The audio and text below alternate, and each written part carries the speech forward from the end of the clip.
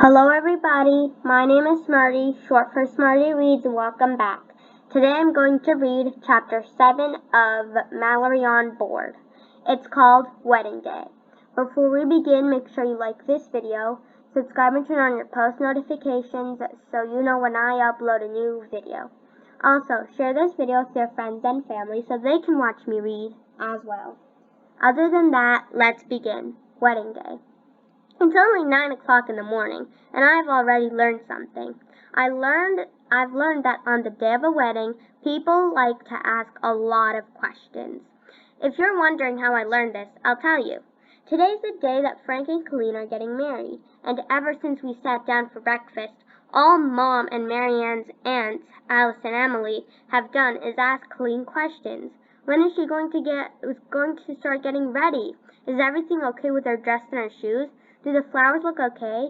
Has she spoken to the photographer? Does she need any help? When should we arrive at the chapel?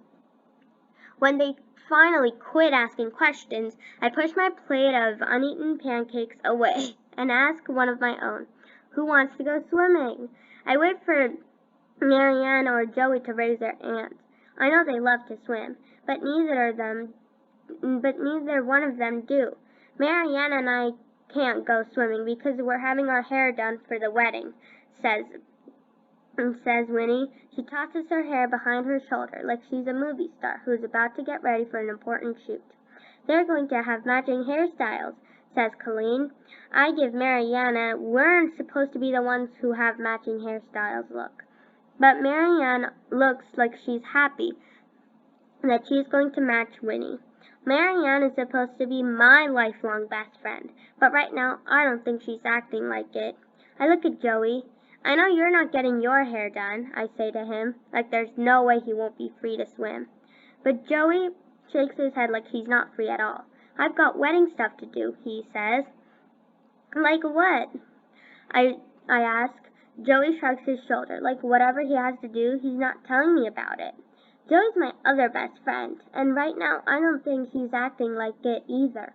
I cross my arms across my chest. I'm not too happy that either one of my best friends want to do what I want to do.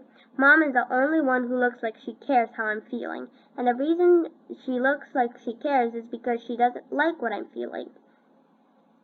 Mom raises her eyebrows when she talks to me. Mallory, you have no time to swim today. You have no time to swim today. We all have to get ready for the wedding this afternoon. She gives me one of her I hope you get what I'm saying looks. I do, but I don't like it. And I don't think Mom would like it either if her best friends were too busy doing anything she wanted to do. It doesn't take all day to get ready, does it? I ask. Mom looks at me like she can't believe she has to answer that question. But before she can say anything, Colleen does. Actually, there's a lot we need to do. Colleen looks like just talking about the preparation makes her happy. We need to do hair and makeup and get dressed to make sure everything is in order for the ceremony and the party. Colleen smiles at me, like the we she's talking about includes me. But I don't feel like it does. I feel like the we means Joey and Marianne, and the rest of their soon-to-be family. Mom stands up from the table.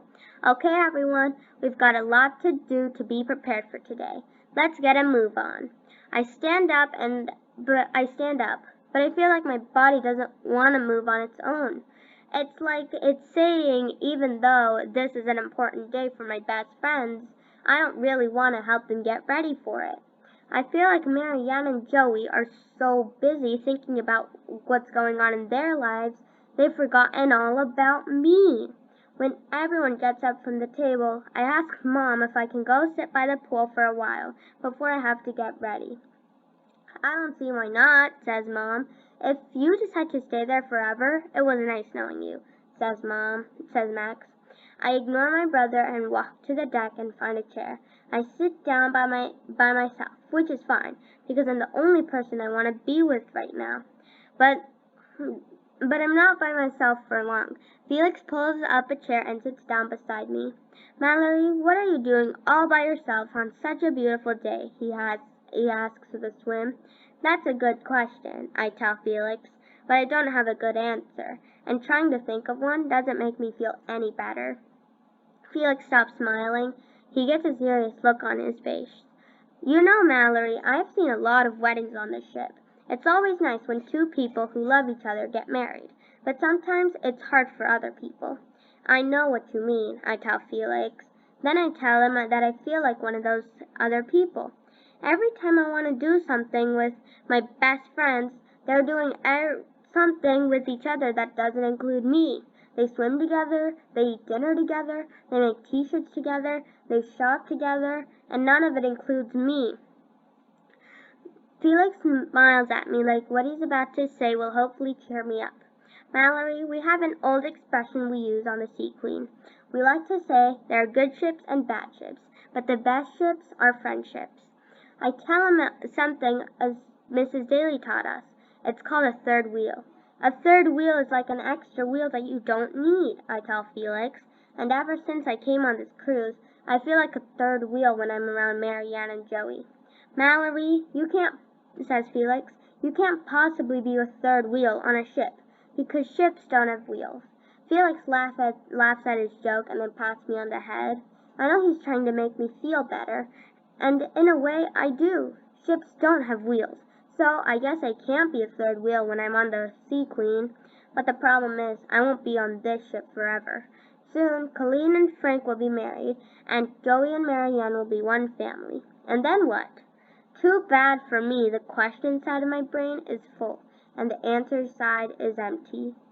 That's the end of that chapter. I'll see you next time when I read Tying the Knot.